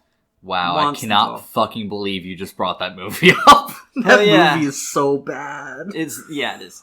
But continue. So the self-driving Kazlan car takes Doreen to bingo night. And we see that Chucky can control vehicles with a finger wave, kind of like a wand, and it's really cool. And so he finger waves around, and Doreen makes it there to bingo night, and she's like, "Hey, girls!" And then the car goes fucking haywire. Yeah, car goes weird, and she starts doing donuts in the parking lot. Sick donuts in this SUV, man. It looks like an Escalade. I don't know. No, it wasn't an Escalade. I don't know what it was. I don't care. And so I don't care. And so it starts doing donuts, runs it into stuff. And then, for some reason, he needs to kill Doreen. I don't know. I don't really understand why Doreen needed to be killed. She says that Andy is her new best friend at dinner. Oh, and he says, "I'm his only best friend." Chucky sees this because the maintenance guy has cameras in everybody's place. For some reason, he wants to spy on super old black lady Doreen. Man, you don't know about old lady titties. That's some kinky shit. Yeah, this dude. Okay, to be fair, he also had one in Audrey Plaza's bathroom, and we got to see not really lingerie shot, but it's really fucking creepy, man. Don't do that. Don't be this fucking dude. Then I hope you get your leg cut off by a table saw and you get stabbed in the dick by a Chucky doll. Definitely the stabbing in the dick. Yeah. All perverts deserve a good dick stabbing by Chucky. Line them up. And Doreen ends up dying because she gets stabbed. Detective Mike shows up. He cries. By the fucking way, they would not send him to this scene. No, probably not. Because they already know who she is. They would have had her ID'd already. There is no fucking way he gets sent to this scene. Yeah. I made a mental note of that the minute he showed up that, nope, this isn't happening. This did not happen. Yeah. But it does, and he has this moment that we are so accustomed to. Yeah, you lose your mom. Yeah, I've been there, done that.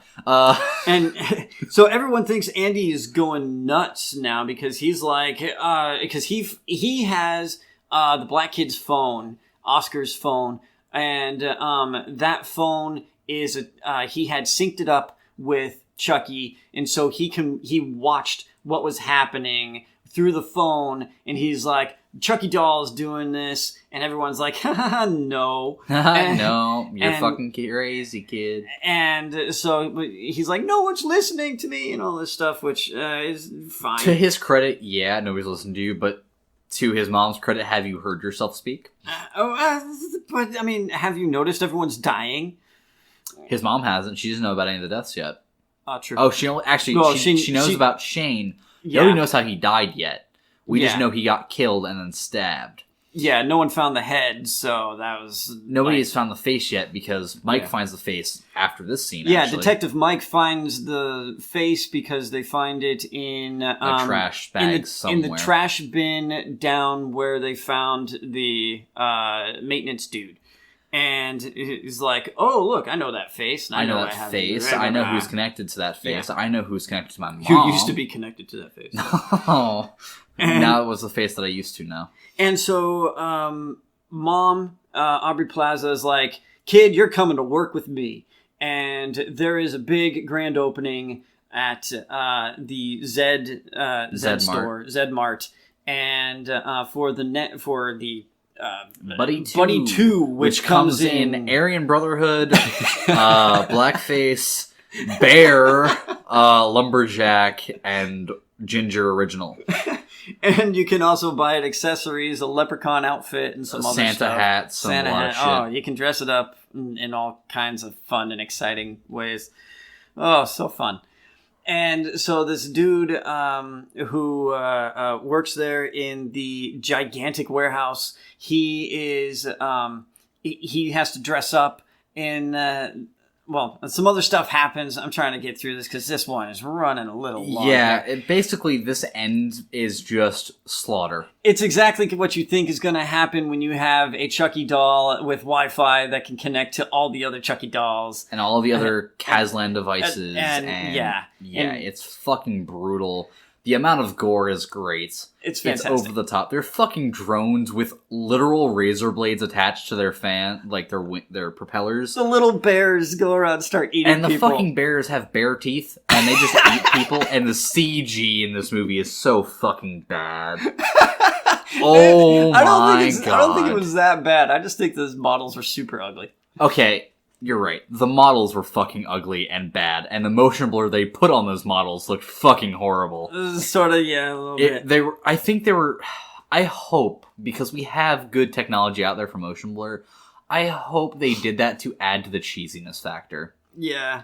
I want to believe they did that for that. So, so a whole bunch of people die. Mom gets tied up in the back room in the biggest warehouse that you've ever seen. By the way, as somebody who works in a store, our back rooms are like, at most, a quarter of what our store size is. Yeah. This back room is like 3 times the store's entire length. I used to work in a warehouse at Circuit City, another dead company. Yeah, they're not that fucking big. Trust me. When you tell someone in the back room to this one actually was huge. Yeah, but this place seemed much larger than the actual store. It seemed like half the store was dedicated to this back room, which is bad allocation of resources. Not how that works. And also, if you ask us to go in the back to find something for you, 10 times out of 10, we go back there, we stare at a wall for 10 seconds, walk back and go, nope, sorry, couldn't find it. Yeah. Guarantee you. Yeah, pretty much. Unless it says it's in the inventory, which you guys don't have inventory like that. Oh, you do? Okay. Yeah, we do. Go fuck yourself. Oh, yeah. Assumptions, okay, well, man. in my Circuit City, we couldn't find anything. That's because you guys sucked. Actually, that store did. Yeah. That was the one in Phoenix. Ooh, no wonder they're all closed now. Circuit City sucks. Yep. So mom gets caught. Well, actually, no. The kids are trying to run away. A whole bunch of people get out. But a whole bunch of people are dead too. Yeah, Pug is about to get fucking clotheslined by one of these drones, and Detective Mike goes, "Get down, Mr. President!" and fucking lunges in front of this drone for him and gets chopped up and throws it on the ground, shattering it before dying. Dying, air quotes. And Pug runs, and the kids get out. But as they're getting out, this video of his mom plays. On the screen, on the TV screen. And, of course, he's like, I can't leave my mom. You see Aubrey Plaza kind of tied up and crying and covered in blood, and it's Carrie all over again. Kind of kinky. Okay, moving on. But you just have Aubrey Plaza tied up, and he's like, I can't leave her. And they're like, well, call the cops. And he's like, the cops won't get here in time. And finally he goes... Like, who hasn't called the cops? And he's like, you know what, fine, I'll go with you. And as they all get out, he kicks the shopping cart that was holding the security door open. Yeah. So it cleases behind him. He then grabs the hedge trimmer that Fallon had and the futuristic butcher's knife. It was a little axe. It looked like a hatchet butcher's knife with a hole in the side. It was weird as shit. It looked cool. You could probably buy one of those at like the Asian Food Mart or something. No, I never can get one of those. At fucking realsteel.com, where you buy all of your good novelty weapons. But, sorry, I'm a fucking nerd. But, yeah, you're calling me a nerd. I just got a notebook. Yeah, but yeah, he grabs these things and goes into the back room and starts investigating. He's getting toyed with.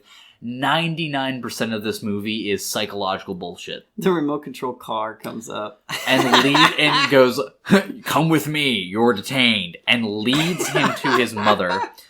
And there's a Chucky doll on one shelf, and the real Chucky's on another shelf, and he uses the fake Chucky decoy to make the kid move close enough for him to get knocked the fuck out with a hammer. Yeah. Like, meanwhile... I mean, come on, you can all see that coming. And his mom, meanwhile, is staring at the shelf behind him, trying to gesture, but she can't talk, she's got duct tape over her mouth. Mm-hmm. And the kid wakes up to his mom being... lifted. She's got a noose around her neck, and she's being lifted by the forklift that's in the back, and that thing can go super high because there's a lot of slack. Those shelves are abso-fucking-lutely not up to regulation. Yeah, they're dangerous. They are 4 shelves high. They probably need a picker or something, like rather than the forklift. Yes, it is fucking dangerous, and we see why here with her literally getting hung by a forklift. You guys are getting violation all over the place. OSHA hates you. Oh man, this is bad. This is really bad. But yeah, and Chucky is kind of taunting him and goes to fucking murder him, just straight up. Yeah, which seems so weird because, well, like... if I can't beat your friend, nobody can. Yeah, oh god, man. And like, tries calm down. stabbing him, and he's a fucking toy.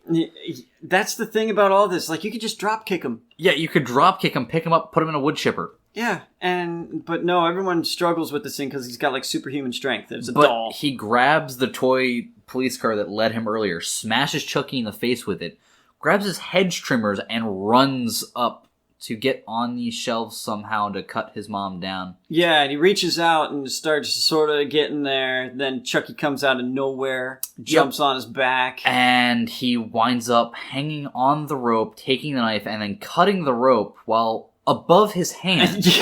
Which I don't understand why. Cut it below so you don't fall down too. I can understand. There's 2 reasons I can see why he did it that way. One, when you cut rope, you can't have slack, otherwise it won't cut, it'll just That's pull. True. But he has his mom hanging down again, there, so there's no slack. I'm not giving the writers any credit here. But he cuts it below it, so him, Chucky, the knife, and his mom falls. I thought he was going to fall on the knife. I, honest to God, thought he was going to just impale himself and die. I hoped for this kid to impale himself and die. Never have I ever uttered that sentence before. But... they fall to the ground, the knife clatters to the ground. This kid's had a rough life, man. You want that for his ending? Yeah, because fuck him in this movie. Oh. But he gets up, grabs a knife, and stabs the fuck out of Chucky's chest, like straight up Iron Man with the shield. Yeah. And just stabs him in the chest, he powers down, he goes, gets his mom, undoes his They start walking binding. away. And you all know what's coming. Chucky... fucking leaps with a knife, and the 3D model they had of Chucky didn't have a hole in his chest. No. They tried motion blurring over it, but it didn't look good. Work. And mid-jump, he gets fucking shot. But because apparently Detective Mike is a sharpshooter. Sharpshooter, not dead, and has steady enough aim after losing a few fingers to do that. He's been bleeding out, but it's fine. So, yeah. And then that's really... So then Mom rips off Chucky's head. Yeah, they just go fucking ham on this thing. And then the four kids, Andy and Fallon and Pug and Oscar, whatever his name was, all take the kid out. I'll take the Chucky doll out back and go Office Space. Yeah, it. two sledgehammers, 2 baseball bats, and of course Andy gets the first hit on the head. Of course. And it fucking shatters, and they just start going one after another, beating the fuck out of it. It's great. It was a good ending, and then there's no end credit scene, and we're gonna get to rating in a second, but there is a singing, or a Mark Hamill's rendition of the Buddy song, which I think is all it's called. I hope Mark Hamill comes back as a Force Ghost. Mark Hamill will come back as a Force Ghost. He better. But he sings that very creepily, and we stayed for an extra 10 minutes of that movie just to watch that, and it was fucking amazing and worth it. Mark Hamill is a blessing on this earth. Yes. What would you rate this movie, Justin? I would rate it 6. I liked it. I liked it. It was fun. It was stupid, but it's a horror flick, so it didn't take itself too seriously. It's above average, and I enjoyed it. And it also kept it kind of somewhat short at 100 and an hour and a half. Exactly 1 hour and 30 minutes. 90 minutes long. That's perfect. Mind you, like, going into this movie, I kind of expected them to butcher it, and they did, sort of, but it kept the campiness that we know and love out of Chucky. Yeah. Well, I mean, you can't take this seriously. You can't at all, so they have to play up the campiness. I too rated a 6, because it wasn't bad, it was above average, but it's a slasher fic. There's not a lot of substance there. It's just... Yeah. It's meant to be a psychological gore fest. That's it. Yeah. And so, I'm not a huge fan of horror movies, but I liked it. And that's all I got. What is coming up for us next week? What are we going to do? Next week, I think we're doing Anna. I think we've decided on Anna. We can do Anna. Yeah. So we got Anna coming out next week, even though it comes out this week, but whatever. Also, on it's a July... slow week for movies, guys. Yeah, because July 2nd is Spider-Man. Just to give you all a heads up, we are going to do a preview of what we expect out of the Spider-Man movie. Both of us haven't seen very many trailers. I basically never watch trailers if I can avoid it. I've seen one. I've been avoiding spoilers, so we are going to do a little preview. It'd be real quick. Then we'll go see the movie. Then we'll do a full a full recording of it. So that's going to be real fun. But yeah, next week, look out for Anna and the runway model, awesome killer lady. We are on the Twitter. We are at GreyVillain Pod. Listen, like, comment, share, subscribe. Everything you do helps spread the word. More interaction means more eyes and ears for us. Spread the love. Spread us like Chucky spread through Skynet. Oh, there you go. Okay. All right, I think that's it. Yep. Y'all have a nice day. Bye. Stay cool. Peace.